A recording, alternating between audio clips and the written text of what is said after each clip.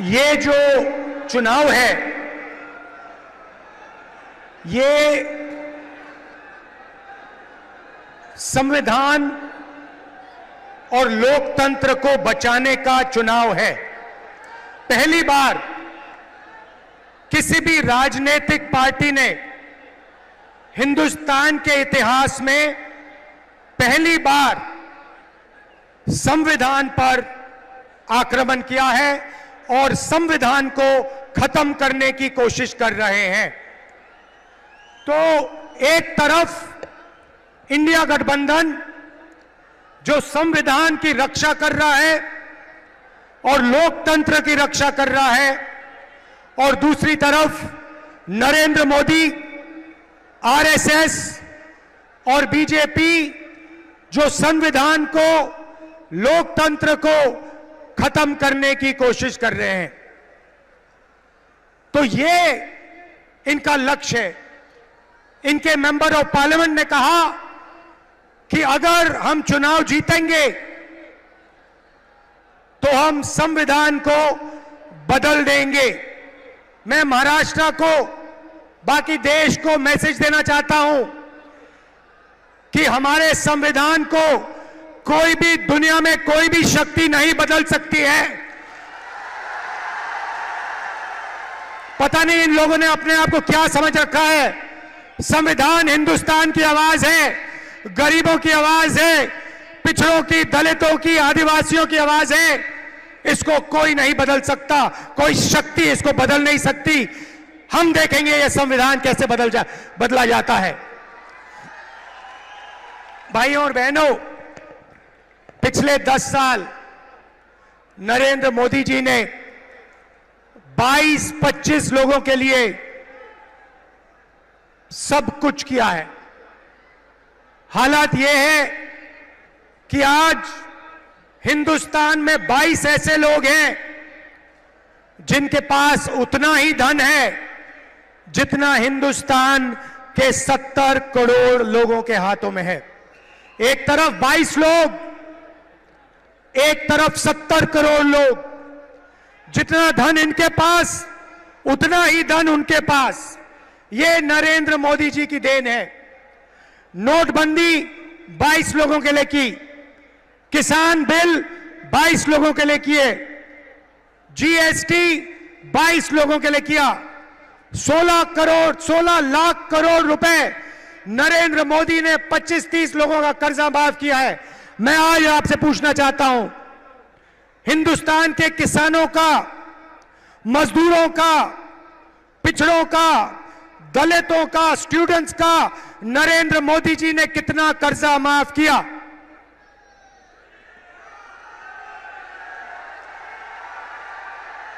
एक रुपया हिंदुस्तान के गरीबों का नरेंद्र मोदी ने माफ नहीं किया। 16 लाख करोड़ रुपए का मतलब 25 साल का मनरेगा। 16 लाख करोड़ रुपए का मतलब जितना हमने किसानों का कर्जा माफ किया था, अगर आप उसे 25 बार करो तो 16 लाख करोड़ रुपए बनते हैं। नरेंद्र मोदी जी ने 22-25 लोगों को 25 साल का मनरेगा का पैसा पकड़ा दिया और फिर कहते हैं कि गरीबों की सरकार चलाते हैं। उन्होंने 22 अरब पतियों की मदद की। तो आज मैं आपको साफ बताने आया हूं, हमारा जवाब क्या है, मैं आपको बताने आया हूं। उन्होंने अरबपति तैयार किए, हम करोड़ों लाखपति बनाने जा रहे हैं।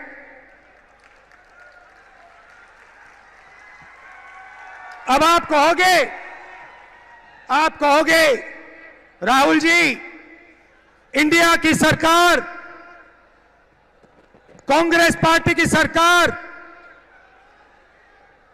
करोड़ों लाखपति कैसे बनाएगी? ये आज मैं आपको बताने आया हूं। हमारा मैनिफेस्टो पढ़िए।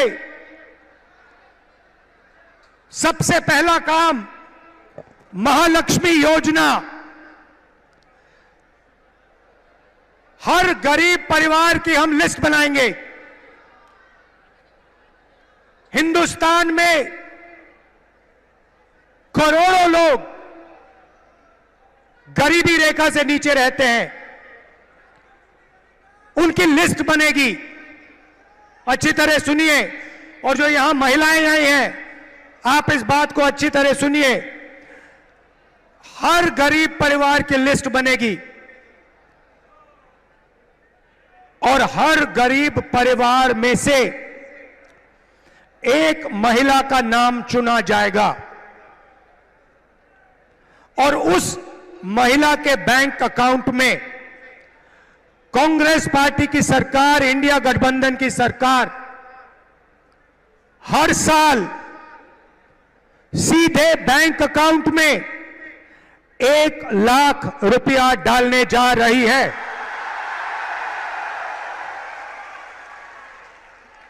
महीने के 8,500 रुपए,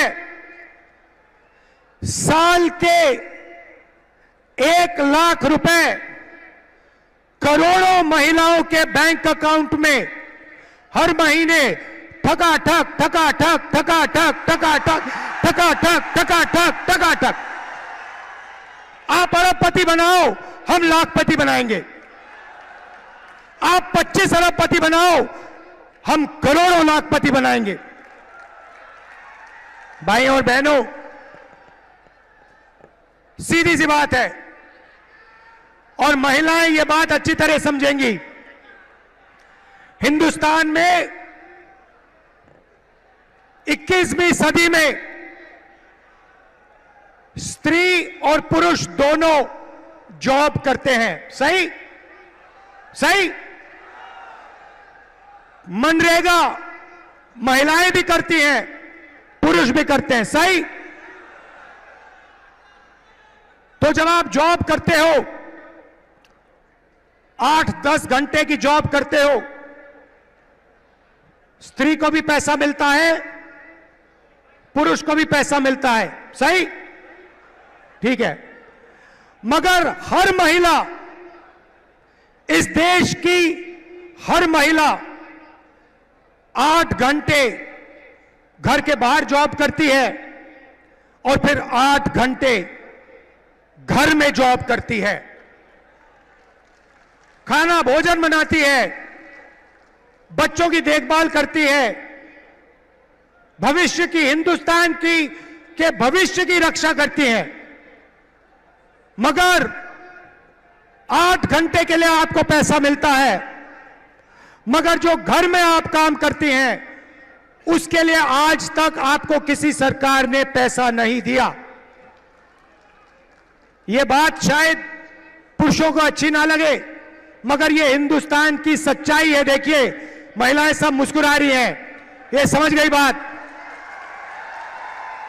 इसीलिए हिंदुस्तान की गरीब महिलाओं के बैंक अकाउंट में 1 लाख रुपए हर साल, 8,500 रुपए हर महीने, ठकाठक ठकाठक ठकाठक ठकाठक ठकाठक।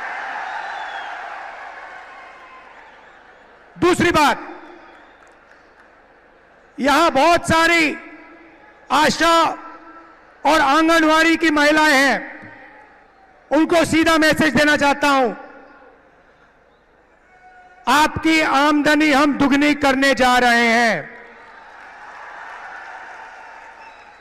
और हिंदुस्तान की सरकार में और पब्लिक सेक्टर में महिलाओं को 50% रिजर्वेशन देने जा रहे हैं।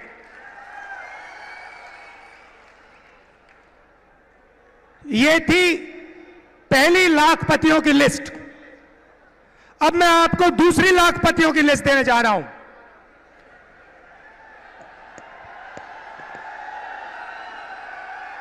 पहली लिस्ट में हिंदुस्तान के सबसे गरीब परिवारों को हम 1 लाख रुपए देने जा रहे हैं। अब आप कहोगे करोड़ों लाखपति तो आपने यहां बना दिए, अब कहां बनाओगे? अब मैं वो आपको बताना चाह रहा हूं। नरेंद्र मोदी जी ने हिंदुस्तान के युवाओं को बहुत तंग किया। पहले उन्होंने कहा 2 करोड़ युवाओं को रोजगार दूंगा, उसके बाद नोटबंदी कर दी, गलत जीएसटी लागू कर दी और बेरोजगारी पूरी देश में फैला दी। आज 45 साल से सबसे ज्यादा बेरोजगारी हिंदुस्तान में है। युवा, करोड़ों युवा सड़कों पे, कस्बों पे आगे पीछे दौड़ते हैं रोजगार ढूंढते हुए, और अमीर घर के बेटे क्या करते हैं? अप्रेंटिसशिप करते हैं। अप्रेंटिसशिप मतलब जॉब मार्केट में जाने से पहले हिंदुस्तान का हर अमीर परिवार अपने बेटे को, बेटी को 6 महीने की, 1 साल की टेम्पररी नौकरी देते हैं। वो नौकरी उन्हें पब्लिक सेक्टर में, प्राइवेट सेक्टर में, सरकारी ऑफिसेज में दी जाती है और उनको इस नौकरी के लिए पैसा मिलता है। ये अरबपति लोग, बड़े बिजनेस वाले अपने बच्चे को इस प्रकार से ट्रेनिंग देते हैं। एक प्रकार से मान लो पेड ट्रेनिंग हो जाती है और जॉब मार्केट में घुसने का तरीका है ये। एक प्रकार से जॉब मार्केट में घुसने का रास्ता है। मगर यह सुविधा हिंदुस्तान के करोड़ों बेरोजगार युवाओं को नहीं मिलती। भटकते रहते हैं, मांगते रहते हैं, हाथ जोड़ते रहते हैं, मगर कोई इनकी सुनता नहीं, नरेंद्र मोदी नहीं सुनते। तो हम पहली बार, दुनिया में पहली बार एक नया कानून ला रहे हैं जो सुविधा हिंदुस्तान के सबसे अमीर लोग अपने बच्चों को देते हैं, वही सुविधा हम हिंदुस्तान के हर बेरोजगार युवा को देने जा रहे हैं। भाई और बहनों,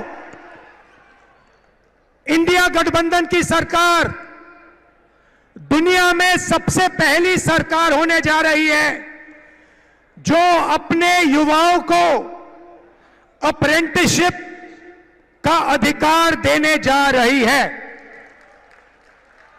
सीधा सा मामला है, हिंदुस्तान के सारे graduates, college graduates, university graduates, diploma holders, सारे के सारों को यह अधिकार दिया जाएगा।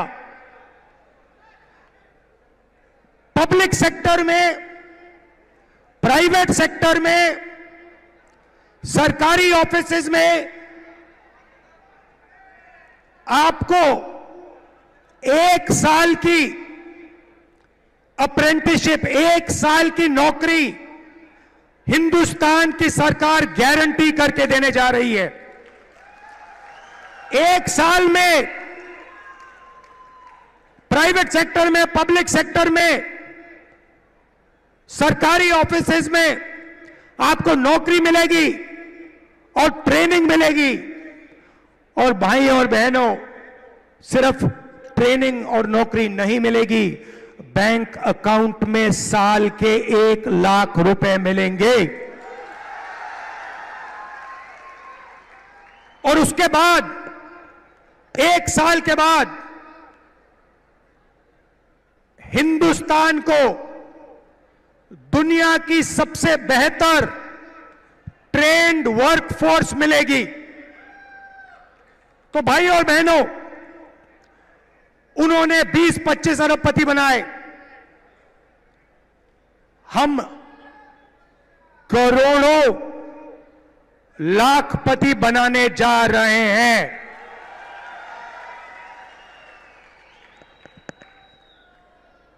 अब यहां किसान बैठे हैं?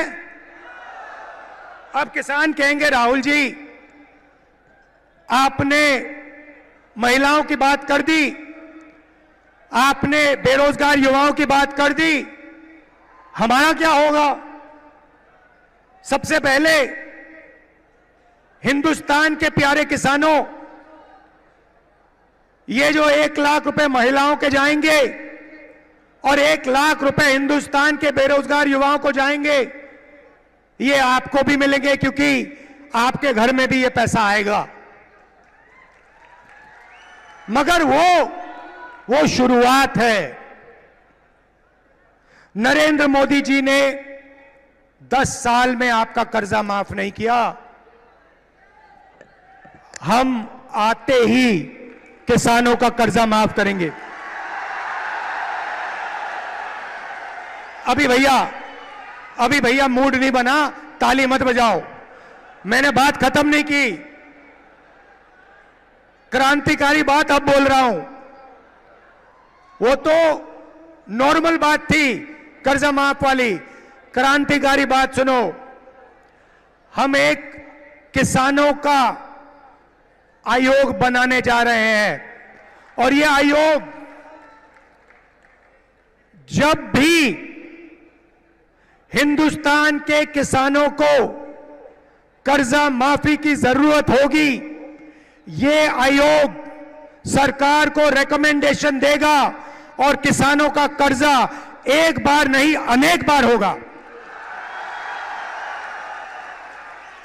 मेरा कहना है इस देश में धन की कोई कमी नहीं है भाइयों और बहनों। आप देखो, अरबपतियों की ओर देखो, उनकी गाड़ियों को देखो, उनके घरों को देखो, उनके हवाई जहाजों को देखो, धन की कोई कमी नहीं है। मैं सिर्फ यह कह रहा हूं कि अगर अरबपतियों का कर्जा माफ हो सकता है तो गरीबों का भी कर्जा माफ हो सकता है। मैं सिर्फ न्याय मांग रहा हूं। आप उनका करो मगर फिर किसानों का भी करो। अगर किसानों का नहीं कर रहे हो तो फिर उनका भी मत करो। अब आखिरी और सबसे मजेदार बात, आज मैं आपका मूड बनाने आया हूं। आज मैं आपको खुश करने आया हूं, नया सपना दिखाने आया हूं। अब सबसे मजे की बात, ये जो मैंने आपको बताया ये तो शुरुआत है, मगर क्रांतिकारी बात भाइयों और बहनों, ये देखो, ये हमारे मीडिया के मित्र हैं, इनकी ओर देखो।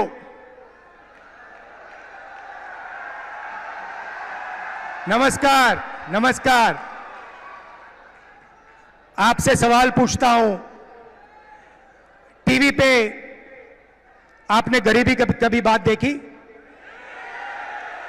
आपने किसी भूखे इंसान को, किसी गरीब किसान को, किसी मजदूर को टीवी पे देखा?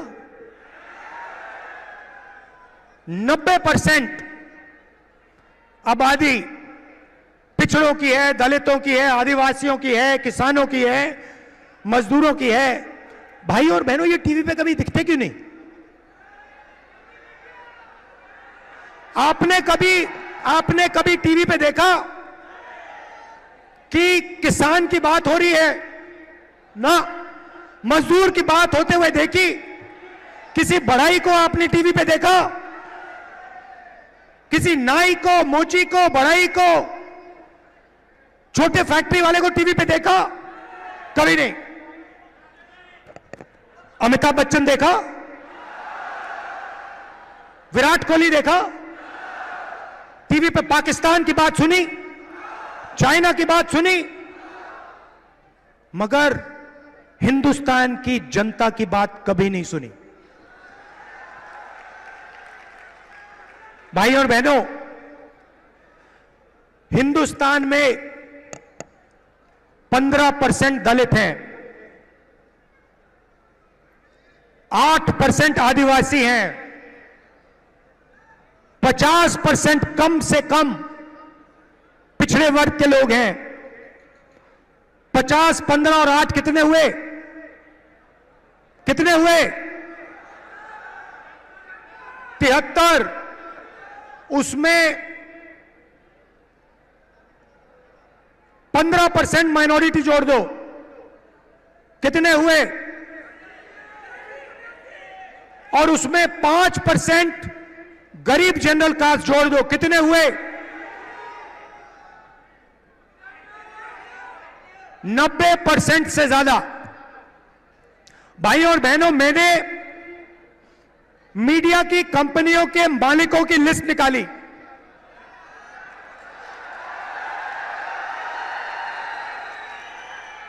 और इनके जो बड़े से बड़े एंकर हैं उनकी लिस्ट निकाली। मैंने 300 से ज्यादा एंकरों की लिस्ट निकाली, हर मालिक की लिस्ट निकाली। और भाई और बहनों, मजे की बात आपको बताता हूं, उस लिस्ट में ना एक दलित, ना एक पिछड़ा, ना एक आदिवासी, ना एक गरीब जनरल कास्ट का व्यक्ति, ना एक आदिवासी, ना एक दलित, ना एक पिछड़ा, कोई नहीं। 90% आबादी में से इनमें कोई है ही नहीं। आपकी बात क्यों करें? आपकी बात क्यों करें? आपका तो है ही नहीं कोई इसमें। अब चुप हो गए आप सब। ओ, राहुल गांधी ने सही बात बोल दी, ये तो हमने सोचा भी नहीं था। चेहरे तो हम रोज देख रहे थे, चेहरे तो हम रोज देख रहे थे, मगर हमने नहीं सोचा कि इनमें ना एक आदिवासी, ना एक दलित, ना एक पिछड़ा।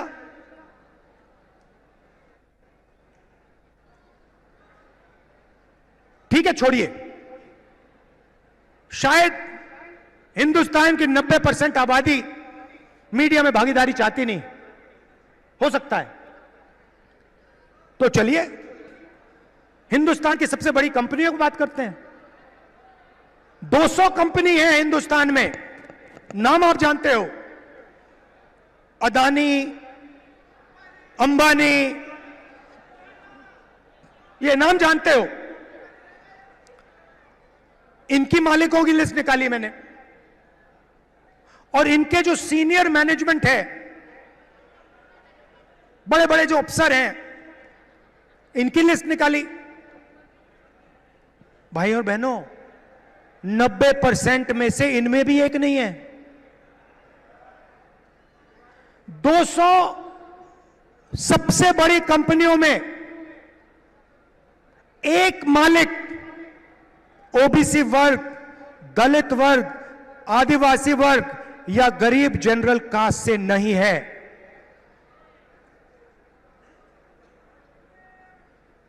लाखों करोड़ रुपए कर्जा माफ हो जाता है, आपका तो एक आदमी उसमें नहीं है। जीएसटी का पैसा आप देते हो, जितनी जीएसटी आप देते हो उतनी अदानी देता है। ये आपने सुंदर गुलाबी शर्ट जो खरीदी, ये कितने की खरीदी? हाँ आप, हाँ भाई आप, हाँ खड़े हो जाओ, खड़े हो जाओ। 500 की ना? अगर यही शर्ट अदानी खरीदता, कितनी जीएसटी देता वो? जितनी आपने दी। 18% आप देते हो, 18% वो देता है। पैसा आपका, पैसा पिछड़े वर्ग का, दलितों का, आदिवासियों का, गरीब जनरल कास्ट का, माइनॉरिटी का। और कर्जा माफ 22-25 लोगों का। अब आप कहोगे राहुल जी, हम मीडिया में नहीं चाहते, हम कॉर्पोरेट इंडिया में भी नहीं चाहते। तो मैं कहूंगा ठीक है, सरकार तो ले लो। तो सरकार में देखते हैं। सरकार में दिल्ली की सरकार को 90 अफसर चलाते हैं, आईएएस अफसर हैं। बजट को वो बांटते हैं, एक एक रुपया का निर्णय लेते हैं। डिफेंस में कितना जाएगा, सड़कों में कितना जाएगा, महाराष्ट्र को कितना मिलेगा, रेलवेज को कितना मिलेगा, डिफेंस को कितना मिलेगा, सब कुछ वो निर्णय लेते। 90 है 90। तो मैंने लिस्ट निकाली, मैंने कहा पता लगाते हैं 90 में से आदिवासी, दलित, पिछड़े वर्ग के कितने हैं। आपको पता है, शर्म की बात है, 90 में से एक आदिवासी है और उसको पिछली ऑफिस में कहीं बैठा रखा है। 3 दलित हैं और 3 पिछड़े वर्ग के हैं, ओबीसी। और अगर आप पूरे बजट को देखें तो अगर हिंदुस्तान की सरकार 100 रुपए खर्च करती है तो ओबीसी अफसर, दलित अफसर, आदिवासी अफसर 100 रुपए में से 6 रुपए 10 पैसे का निर्णय लेता है। तो आपकी भागीदारी सरकार में भी नहीं है, आप कहीं के नहीं हो। इस बात को आपको गहराई से समझना होगा। ये कॉन्स्टिट्यूशन इसलिए मिटाना चाहते हैं कि आपको अपनी सच्ची शक्ति ना समझ आ जाए, कि आपको अपनी सच्ची आबादी, सच्ची पावर ना समझ आ जाए। क्योंकि अगर आपको आ गई तो संविधान से आप दूसरा काम निकालोगे। यह संविधान एक किताब नहीं है भाइयों और बहनों, यह गरीबों का हथियार है।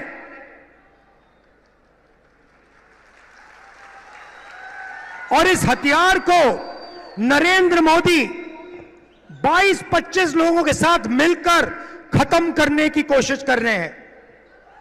और जब भी मैं इस बात को बोलता हूं, नरेंद्र मोदी आपके ध्यान को इधर उधर ले जाते हैं। कभी पाकिस्तान, कभी चाइना, इधर उधर इधर उधर। सीधा सा उदाहरण, राम मंदिर का इनॉग्रेशन आपने देखा? पार्लियामेंट का उद्घाटन आपने देखा? राष्ट्रपति का चेहरा आपने उद्घाटन में देखा? क्यों नहीं? हिंदुस्तान की हेड ऑफ स्टेट हैं, राष्ट्रपति हैं, आदिवासी हैं, उनको ना राम मंदिर में जाने दिया और ना नए पार्लियामेंट में घुसने दिया। और फिर आदिवासियों की बात करते हैं, आपको नया नाम दे दिया, वनवासी। आप वनवासी नहीं हो, आप आदिवासी हो। आदिवासी का मतलब वो लोग जो हिंदुस्तान के पहले मालिक थे।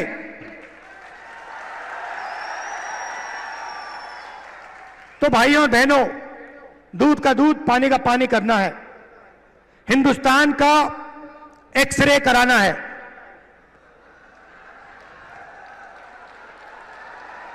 एक्सरे का मतलब जाति जनगणना।